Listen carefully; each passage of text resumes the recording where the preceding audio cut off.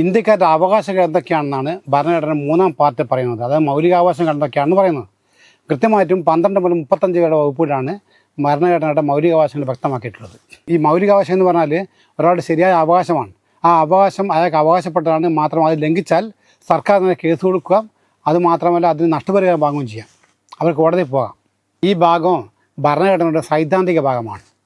ഈ ഭാഗത്ത് ഭരണഘടനാ ശില്പികളെ വരച്ച ചിത്രം രാമനും സീതയും ലക്ഷ്മണനും യുദ്ധം കഴിഞ്ഞ ശേഷം അയോധ്യയിൽ തിരിച്ചു വരുന്ന രംഗമാണ്. അതായത് ഇതൊരു മതചിഹ്നമല്ല, അല്ലെങ്കിൽ ദൈവാരാധനയുമല്ല, മറിച്ച് ഒരു സാംസ്കാരിക പൈതൃകത്തിൻ്റെ ഭാഷ മാത്രമാണ്.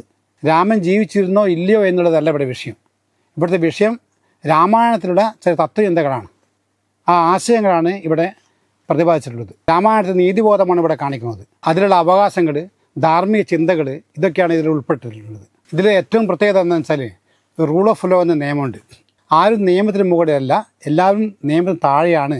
അത് രാജാവും നിയമത്തിന് താഴെയാണ്. അതാണ് രാമായണത്തെ കാണുന്ന ഒരു പ്രത്യേകത.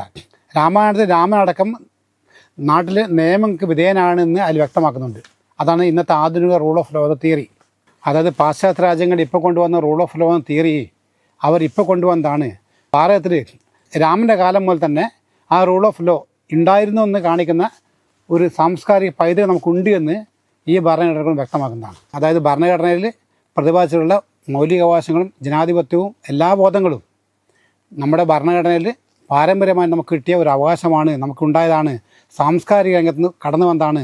അല്ലാതെ ഇന്നലെ ഉണ്ടായ ഒരു നിയമമല്ല എന്ന് ബോധ്യപ്പെടുത്താൻ വേണ്ടിയാണ് ചിത്രകാരന്മാർ ഈ ചിത്രം വരച്ചിട്ടുള്ളത്.